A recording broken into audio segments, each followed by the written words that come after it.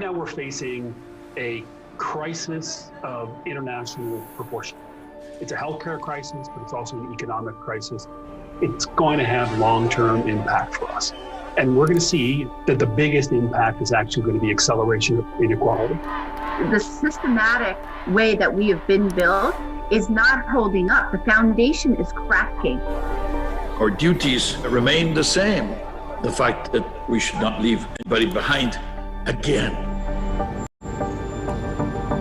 Many organizations have seen what the impact is of a sudden crisis and how we're able to better navigate this crisis today with the help of technology. And that means the reskilling and upskilling of your own workforce. Jobs of tomorrow are technologically enabled, but also extremely human-centered. It's in the ability to work with technology easily. On the other hand, with this new way of working and especially remote work, we see that there is a huge need of emotional intelligence. We have really to invest a lot in people to guarantee their jobs, but also to allow them the mobility they need on an ever-changing labor market. 8 out of 10 of the young people who are in low and middle income countries are going to have to be entrepreneurs. They're going to have to make jobs for themselves. Having creative curriculums and teaching creativity is enabling your learners to have transferable skills, resilience, mastery, collaboration, asking questions, why, how, when. This is what they need in order to thrive in any profession which they choose. The moment you incorporate marginalized segments of society, it changes the product offering, it changes the way that we think about supply chains. When you cater to the margins, the positive externalities in economic terms are pretty enormous. It is critical that leadership understand that the burden of responsibility of driving change starts at the top of the organization, so that corporations can give back to the communities, make them more resilient as we deal with these issues around both economic and racial inequality. We need men and women leading the recovery, because there is no way we can ever think that a world that is led by men is a world that is good for everybody. Now is the moment that we can think about how we use that possibility, the new ideas, the new technology, the new wealth, to really create social systems in which we can all flourish. We have the greatest brains, talent, resources in the world. There's no reason that we can't, and no excuses that it's too hard or complicated.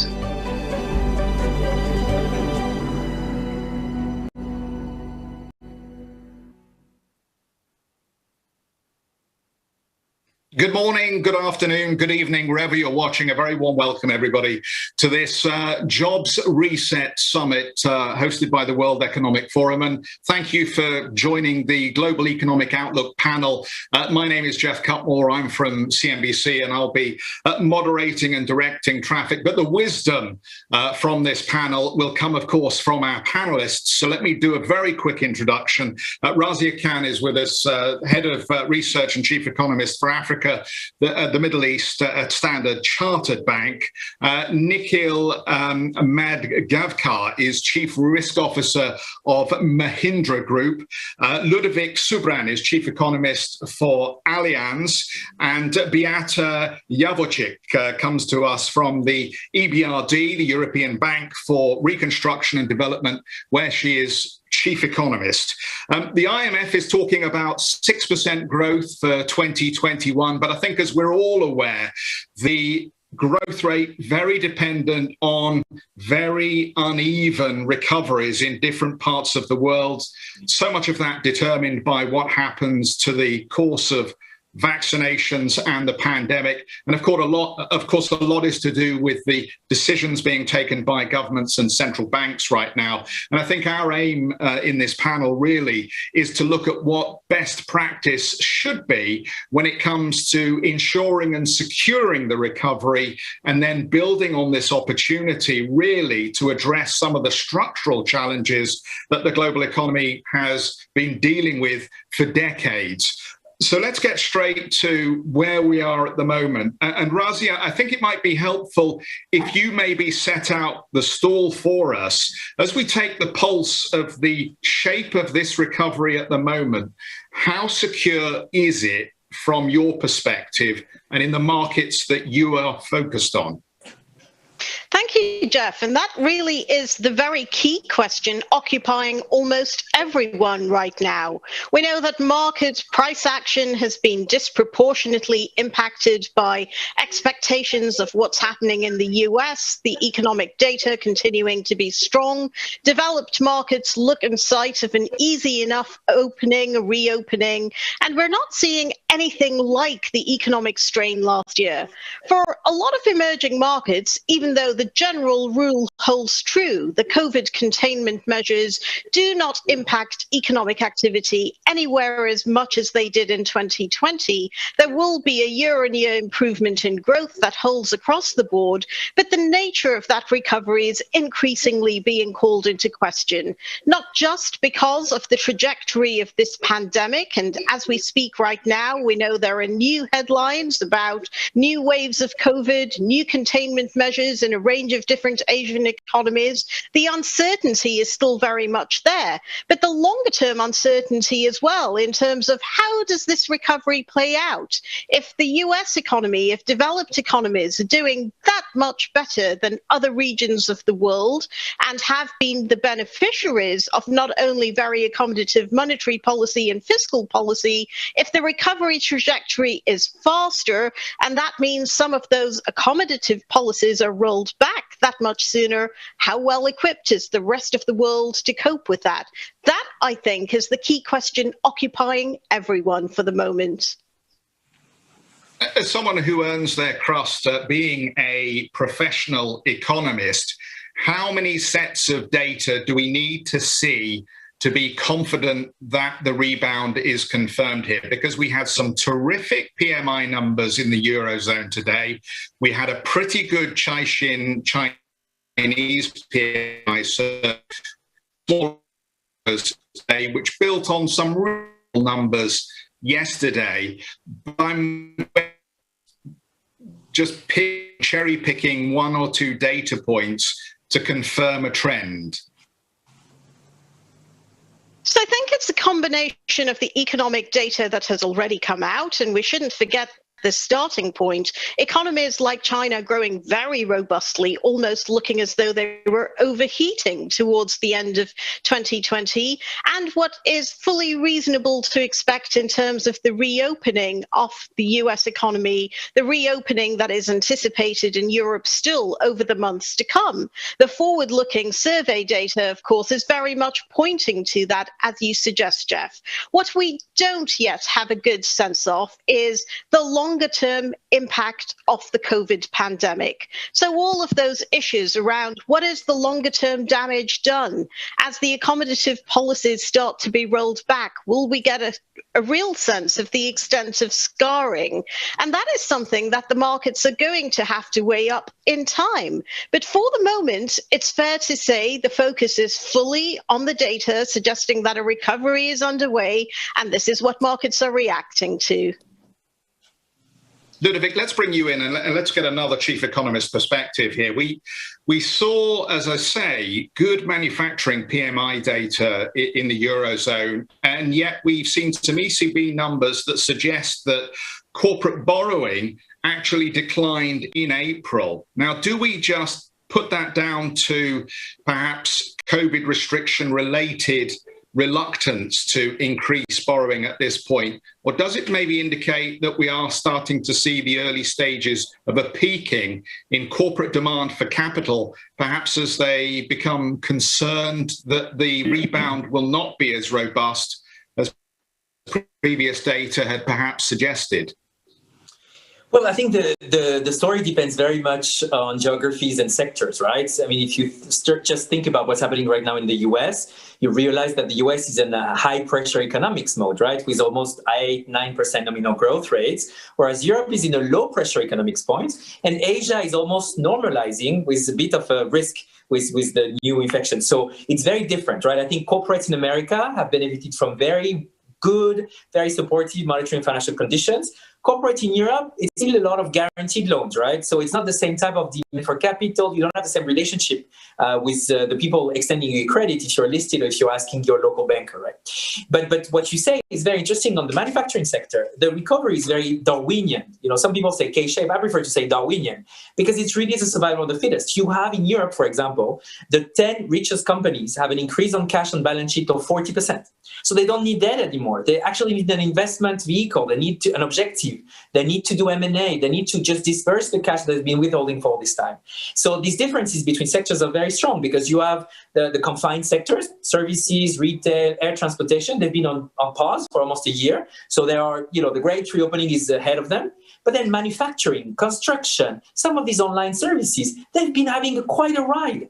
And so the question is, what are they going to do next to really, show that, they've been benefiting from this revenue to trigger an investment cycle. So for me, I still think there is a lot of good news ahead of us. The question is indeed, how do corporates behave? Because remember, CFOs, their job, what they prefer to do is cut costs. They don't necessarily like to do investments. Right now, they need to do investments. Otherwise, they're going to be squeezed out of this recovery. Beata, let's bring you in and get a perspective on what's happening in the East at the moment, an area of the world that you focus on. Maybe you can share with us some of the concerns or otherwise that we're seeing. Thank you very much, Jeff. So the EBRD is active in post-communist economies in Turkey, in southern Eastern Mediterranean. So what we see in our regions is rebound in manufacturing to the pre-pandemic levels. We see that commodity exporters are doing well, thanks to higher commodity prices. But we see lower exports of services, much lower inflows of foreign direct investment. One of the big unknowns is tourism. Many of our countries are heavily dependent on tourism, and it remains to be seen how the tourist season will pan out. We also see big differences in vaccination rates. New EU member states, Western Balkans and Turkey are doing quite well, while Caucasus, Central Asia, Southern Eastern Mediterranean are behind. So we see this bifurcation, this divergence. So we are not there yet on a very secure path to recovery. And Nikhil, if I can ask you to look more closely at frontier risk for us, particularly from your perspective in South Asia, how much damage or otherwise is currently being done, and how long will it take, do you believe, to overcome some of the near-term challenges around tackling the virus, which appears to be tragically very active still?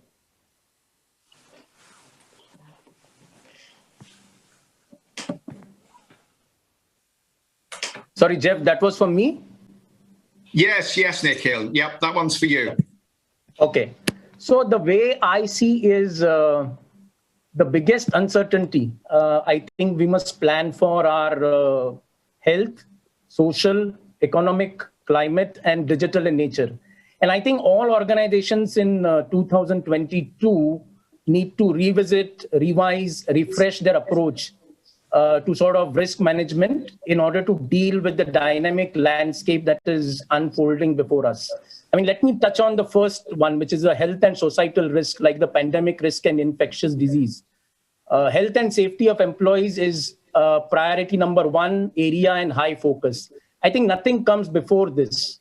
Linked to the pandemic risk are the economic risk, which is basically volume, profit, cash flow, which is brought about by demand and supply chain challenges, commodity shocks, etc. The second is the social risk, and with the advent of worldwide causes such as the Me Too movement, the Black Lives Matter, a larger share of companies are now vested in these issues. The third risk, which I see, is the cybersecurity, the data loss prevention, the digital inequality. I mean, the whole bracket of technology risk. The fourth one is obviously the climate risk, and climate risk is transforming many industries. Pressures from government, investors, society will largely bring about this change. More frequent natural disasters, I think, is going to create a need for change within this space. And the growing focus on the role of corporates in addressing pressing global challenges is sort of already reshaping the way in which capital will be allocated. President Biden's focus on environment is a dramatic refocusing on tougher environmental standards. And if I have to summarize in terms of stakeholder expectation, today more than ever, I think there is a growing expectation by society in the private sector to address the social, health, environmental challenges facing the world today. And companies that don't do this is going to fall aside. Jeff? I think you've given us a very long list of, I think, issues that do need to be addressed, but I think we need to overcome just getting through 2021 in many ways before we can tackle some of those longer-term structural questions, which we will bring up here. But Razia, I just wanted to come back to you, because as we talk in this job summit about securing longer-term employment and prospects, do we need to be worried that there is a cliff edge phenomena coming towards the third quarter or towards the end of the year, where we see a lot of the stimulus and support packages wash out in the United States, in the UK, in other parts of the world, and that ultimately companies that would have let staff go but retained them because of those government support arrangements will ultimately let those staff go, and that we will see a spike in unemployment, and that we will ultimately see longer-term scarring for labour markets? Can that be avoided? So I think what markets are taking some comfort from is the degree to which this has been very well communicated by developed market policymakers. Let's think of the US and think about some of those inflation concerns, a very consistent message from the Fed about precisely what might be needed before the conversation shifts to tapering, let alone the policy rate hikes. To that extent, this probably does help to dampen down that greater longer-term uncertainty. But to touch on the point that Ludovic made, which I think is crucial to this debate, which is what is going to reignite longer-term demand. It's one thing to have the crisis measures in place. Everyone reacts in a very coordinated way to the crisis, having learned the lessons of the past. It's clear that that policy stimulus is helping us to get where we are today. The expectation is that there is, at least in the short term, some decent reassurance of growth. But we do need to look at this a little bit more holistically. And this is where I think we take a step back and say, what are conditions like for the whole economy, for the global economy? Markets are very much reacting to what has happened in developed markets, the growth prospects, and of course, economies like China still growing in a robust way. Commodity prices are well supported. The question is the multi-speed nature of this recovery. Does it pose risks to future demand in and of itself?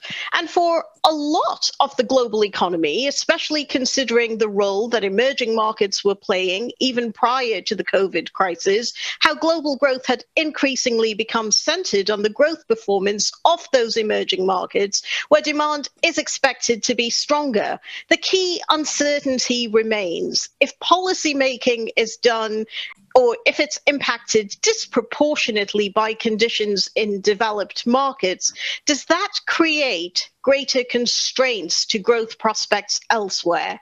In precisely those markets with the demographic profile, with the longer-term growth trajectories, where the hope would be that they play a much greater role in supporting global demand. So I think the answer to your question in brief is, yes, we're very comfortable about where we are. Should we be expecting a cliff edge? No, policy is not going to allow that to happen. But the real question is, what about the unintended consequences for everyone else? And I think that's a terrific point on a day when OPEC is deciding whether they should release more oil into the markets, and we're at $70 a barrel. We know high oil prices act as a tax on activity, just at a time when we actually don't need to see higher commodity prices. The Chinese are already complaining about what they see as inappropriate speculation in the markets, which tells you they are feeling some pain here. So, Ludovic, just on that point, I mean, I think as we embrace the emergency measures that have been implemented to take us through the pandemic phase, I think we've all been looking for that to gradually shift into a focus on how that support can be used to make the structural adjustments that we're all discussing. But if the risk, as Razia points out, is that we end up with just higher commodity prices and the kind of inflation that kills the recovery stone dead, then we've got a problem, don't we? Of course, I'm the German here, so I get the inflation question. We are not that concerned about the longer-term drivers of inflation, right? The short-term drivers you just mentioned, these mismatches between supply and demand are huge, including on labor, by the way. You see already wage pressure on a series of sectors where the grand reopening is the most visible. So we are concerned about hoarding. You mentioned the Chinese worried about speculation. I'm sometimes worried that, countries in Asia are hoarding rare earths, semiconductors, etc., and have a form of, create a supply glut towards the West. And we've seen that completely, magnified by the Suez Canal, artifact in the history of global trade. Global trade is rebounding twice as fast as 2008, 2009, and yet the price of global trade is rebounding 4 times as fast. Yeah. So there is this concern about inflation and whether, for example, especially for policymakers, the fall could be a time when purchasing power, wage policy is going to be flashing red lights for social cohesion and social unrest, right? And we already see that in a series of Latin American countries where people are just going to the street saying, look, my food basket is increasing, the price of my food basket is increasing and I don't want to, I cannot afford it anymore. So we have those risks. But I think, you mentioned those short-term risks. For me, in the short run, the big questions are jobs. It's fine that there is a bit of inflation, but the big question is how many people in the US are going to find back a job after the great reopening? How many people in Europe that were on partial furlough will actually find a job back? How many more dislocation will we finally discover on the job market, from the zip code adjusted salaries for the white collars to the inverted U curve between remote office time and productivity, to, how do you basically, avoid another wave of outsourcing that the pandemic has basically revealed in a way from people working from home. So the short-term and long-term issues of social risks related to jobs, occupancy, number of jobs, but also the fair price of jobs and the mobility needed on the jobs market, really. But basically, a waiter that doesn't find a job, instead of stopping looking for a job, he or she should actually go and work maybe for thermic isolation of buildings because there is a green recovery. This doesn't happen in a twinkling of an eye. The type of money that governments have to put in place for active labor market policy, we haven't seen the beginning of it. And for me, this is the Marshall Plan we need to make sure that we don't have this friction on the job market with a lot more losers than we had during the last crisis, after the last crisis, which was a jobless recovery. This one could be a job full recovery, but we need to really watch it like, milk on the fire, we say in French, just to avoid that it spills out to a situation where social risk actually takes the center stage.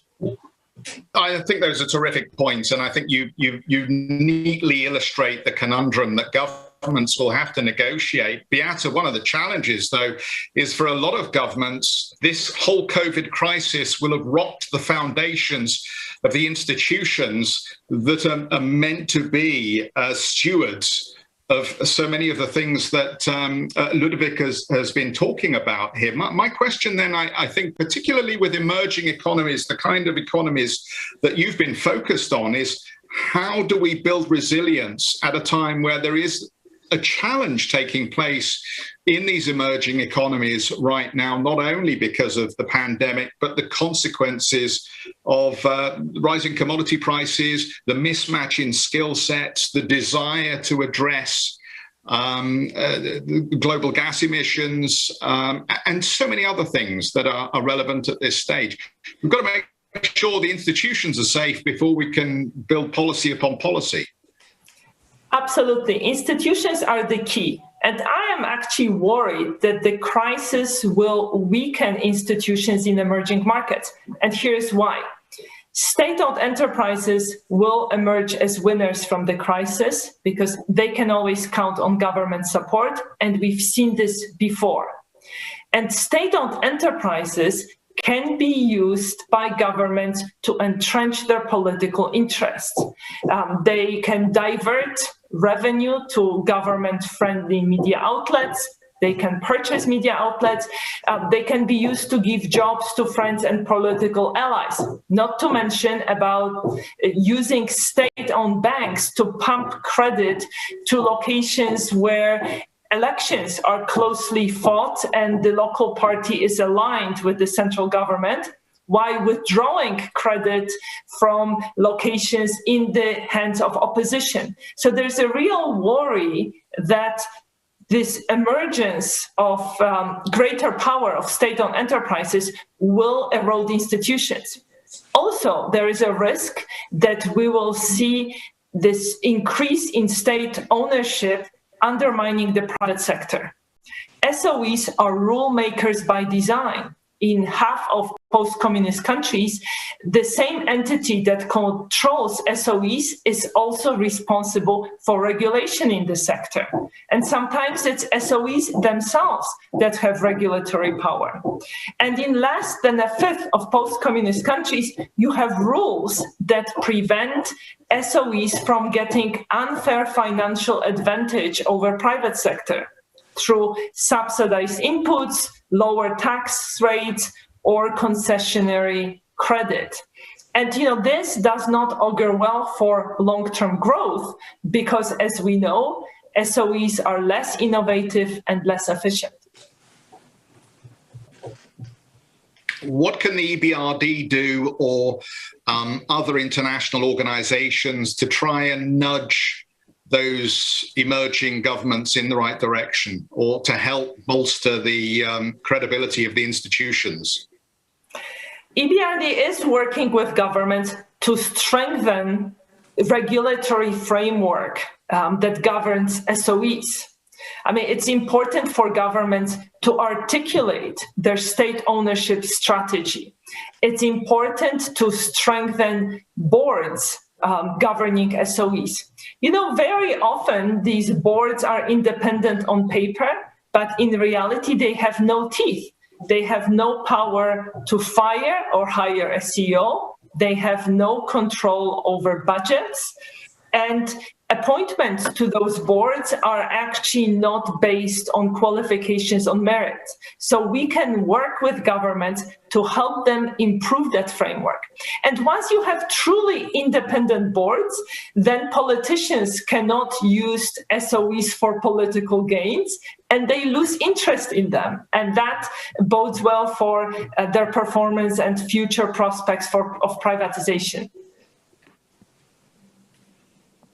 We are open to take questions from our audience. Let me just point that out to you. You'll know the mechanism for doing that. And I think it'd be useful maybe to weave some of the questions in, because there's a bit of a reoccurring theme coming up in the questions, which indicates, I think, what our audience is very concerned about. So let me just knit a couple of together here.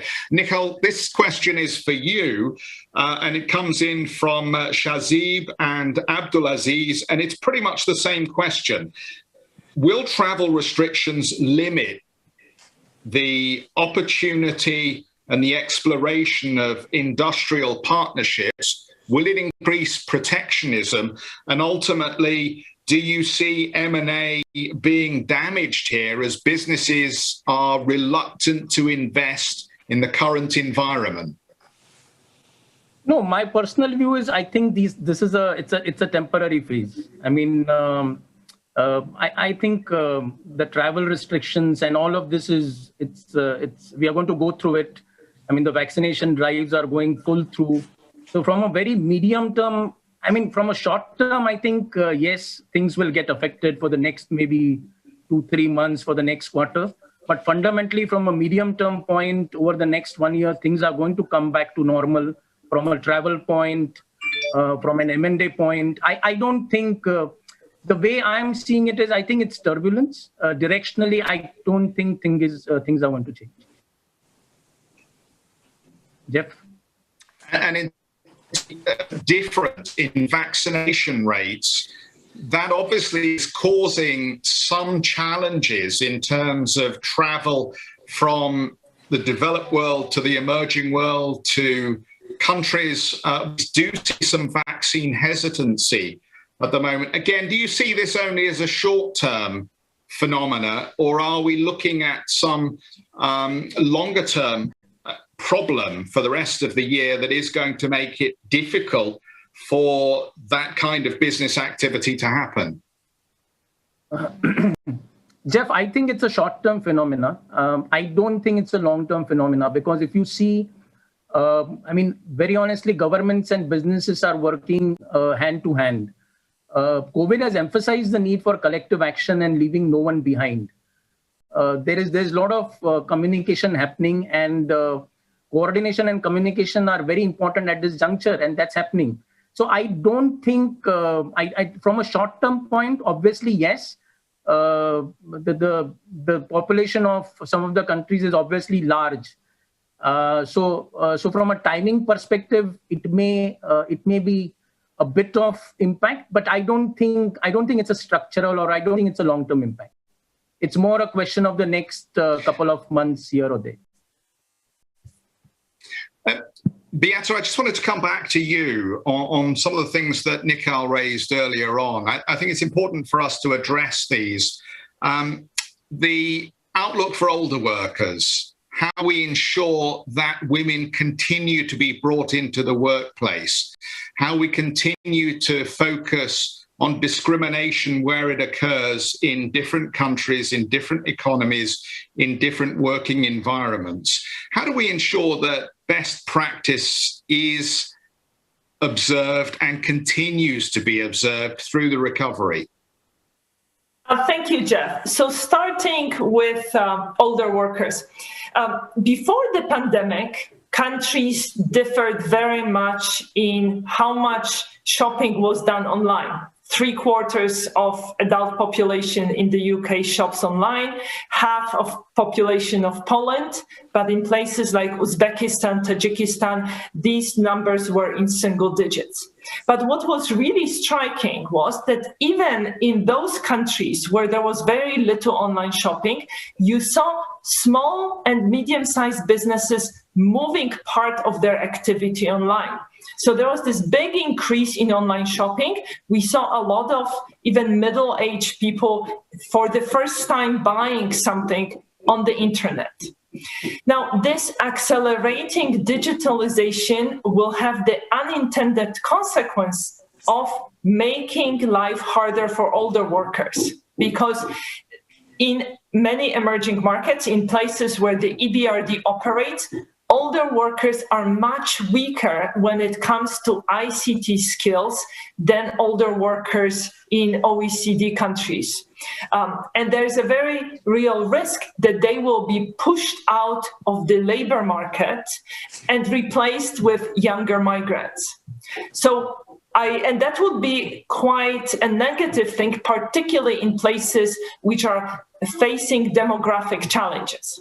Now, moving on to women, we've heard a lot about women in services industries losing their jobs, but skilled women have also been hit by the pandemic.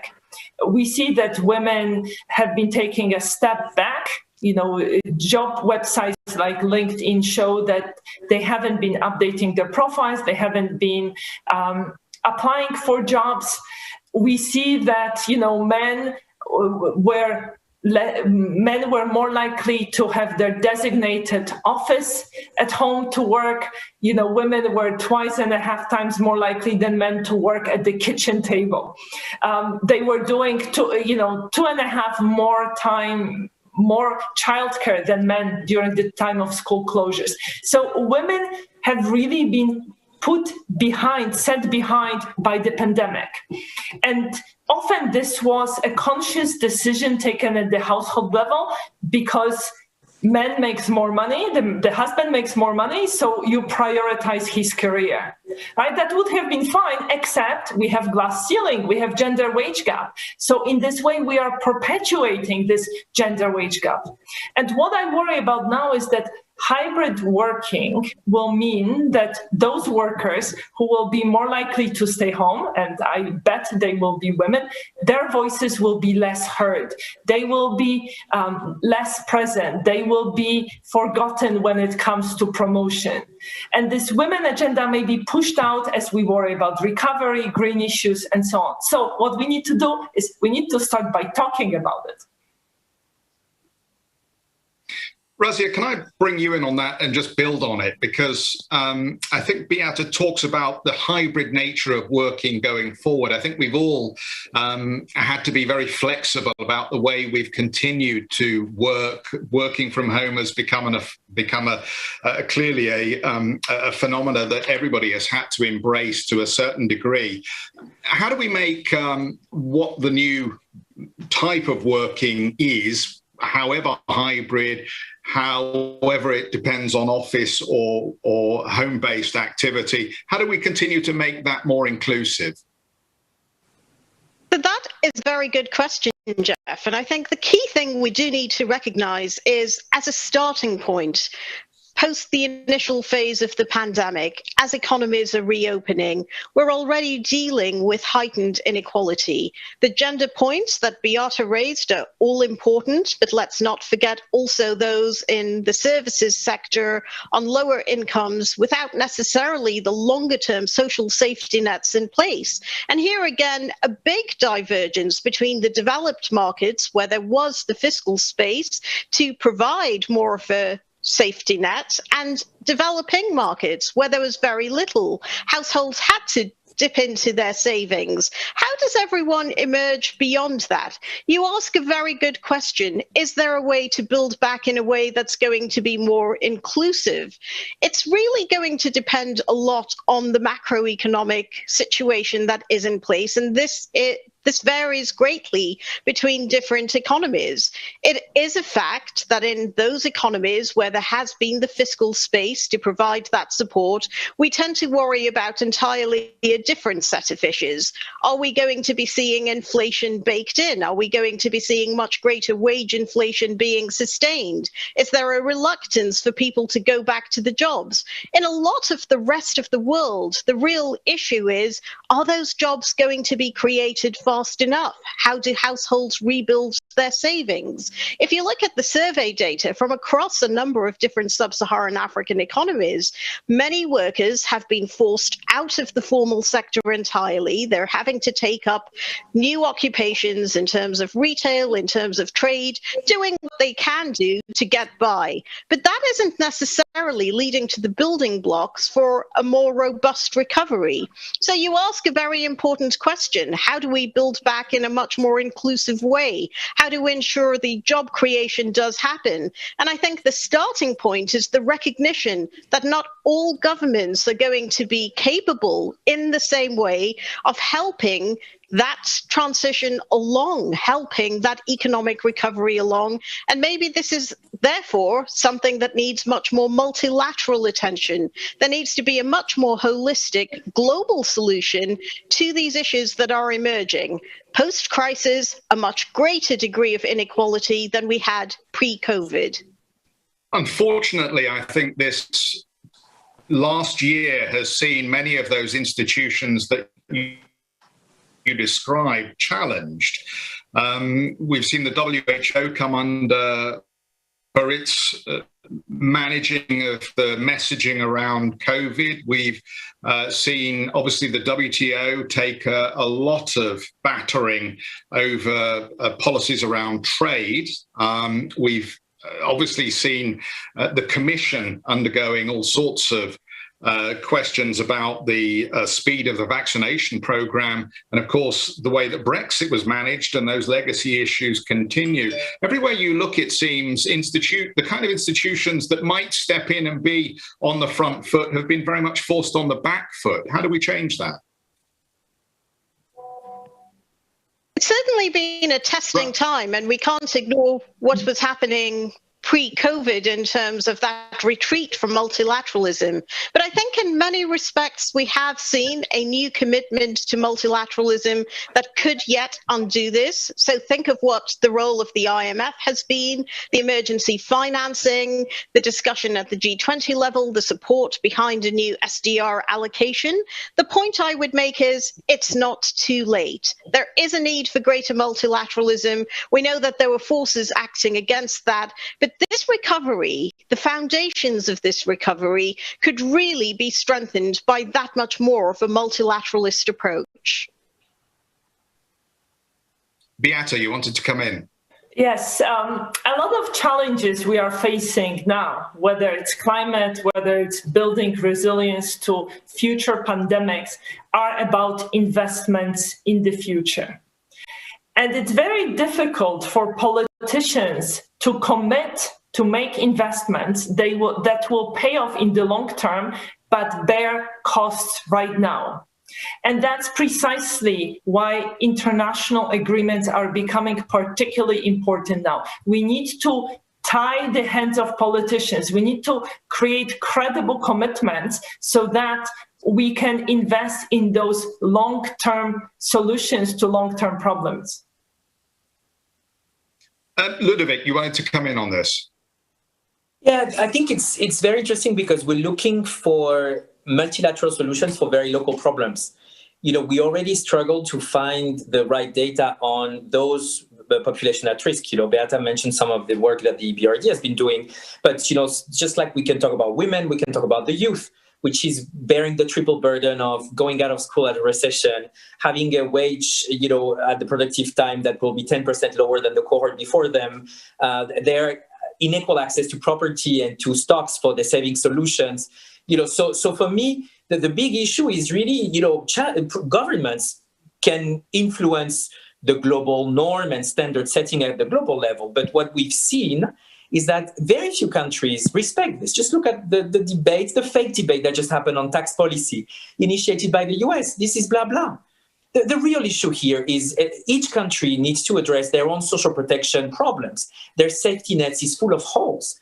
You know, and so my big question is when we're trying to unplug the help that we are, you know, and there's been a lot of money injected in the economies, you know, 20% of GDP in some of the largest economies. So the big question is, are we ensuring that this money is going to the right people? Are we making sure that this money is there to redistribute some of the wealth inequalities that already de facto happen because of the pandemic? And, you know, just think about the women topic. It's very dear to our heart at Allianz, you know, the wage gap, the pension gap, the financial literacy gap.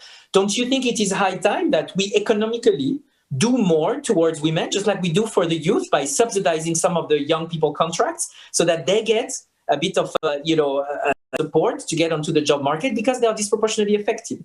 So for me, you know, and we saw that also with WTO. WTO is great at monitoring stuff, but they were not good at getting action going. And we had to find solutions in countries and then to be able to very nimbly, very quickly take the best solutions from other countries and bring them to your local countries. And for me, this is the type of thinking, the type of approach we need in a very fast changing world. Institutions have to be very reactive. They need to A/B test. They need to do impact evaluation. We cannot just do a 5-year plan where we say we're going to try something, and if it doesn't work, we keep the support. We need to be a bit more, agile, just like, you ask corporates to be agile. But when you're the government, you have common goods and you have purposes that you have to uphold your people against. And the reason why we have to do that is that if we don't do that, then we get more inequalities, we get more people in the street, we get more polarization, and we get less, redistribution and certainly less equity. And so for me, the time is now, and we hear very little about housing inequalities, about wealth inequalities, about generational inequalities. I know it's hard to embed inequality as a policy objective. We do that with climate. It calls for multilateral action, but the support starts with each of the country. And for me, it's the same with a lot of this social, how inclusive can you be on the recovery? The US is, showing a very interesting way, which is spend as much as you can so that you make sure that you get as many jobs as you can. But is that something we can replicate, especially in some fiscally constrained countries? And the line ministries have been very absent. We haven't heard much about the housing ministers of the countries. We haven't heard much about the education ministers of the countries. And they are the ones that are going to have to basically offset some of the long-term scarring effects of this pandemic. In Kenya, the kids were out of school for more than 9 months. Can you think about the loss in effective education these kids had to experience, right? This is something that is going to have an effect on how, good they would be to finding a job, to being able to be employable and so forth. We have to really get things going now, because otherwise it's going to be too late. And then we're going to start to have to, again, go into emergency mode when we basically have, some time to repair the roof while it's sunning, even though I know the sun is a bit cloudy with vaccination uncertainty. We finally have some better weather in the UK, you'll be pleased to hear. But unfortunately, I don't think you're here to enjoy it. But anyway, just briefly, because I know we don't have a lot of time here, you described the US tax approach as blah, blah, blah. Do you not feel that there is a need for a minimum global tax at this point? Is that what you're describing as blah, blah, blah? Do you not think the G7 needs to make some progress on this? Oh, I do think they should, and the OECD has been spearheading this call for reform. But just look at the equilibrium we found, which is 15%. It squeezes out all of these countries that are tax havens for companies, where basically, we've seen in Europe, the blah blah is often from, the way we try to address these issues, and then the way the weak consensus is found. On taxation, I'm sorry, but the US have a long history of a disproportionate growth of profits against wage in value added. So the US have to fix their own tax issue. President Trump experimented trickle-down economics, which dated back to President Reagan. So they did a back to the future moment. They have to solve that tax issue. They want to embrace or to push a tax convergence across countries, great. But then, as the negotiation starts, you promise a lot, but you overpromise and you underdeliver. 15%, what will it solve? Do you think that some of the tax havens will join the band with this 15%? No. The big issue is, how do we direct some of the tax revenue from those sectors that have benefited a lot from the crisis so that they can cross-subsidize some of the sectors that have been affected the most? If we want to do that, I don't know. It could be a policy objective. But when you tell people we're going to have a minimum tax, you don't tell them why. And with these big policy moves, you have to tell the people why. Why are you going to pay with this tax? Is it the transition, the transition to a greener world, to net zero economy? Is it exiting the fossil fuel subsidies? Oh, bad luck! Actually, we have $500 billion of fossil fuel subsidies in the budget of G7 countries. So it's a bit a lot of pledges, but people will judge on facts, just like they did on how we handled the pandemic. So we need to be good, because otherwise people will take it to the ballots and we will have a very difficult situation to handle down the road. Well, unfortunately, we're going to have to wrap it up at this point because time caught up with us. So many more questions, so many more issues to discuss. And unfortunately, we didn't get to a number of the questions that were submitted here. So my apologies for that. And I will personally try harder next time round. But let's enjoy the better economic data. Let's enjoy some of the encouraging numbers that we're seeing at the moment, and also some at least of the government pledges and commitments to address the issues that I think we're all concerned get some focus here. Let me just say, Asia, Nikhil, Ludovic, Beata and myself, thank you for tuning in, everybody. And thank you to my panelists for a very entertaining conversation. And hopefully we all come away a little bit smarter as a result.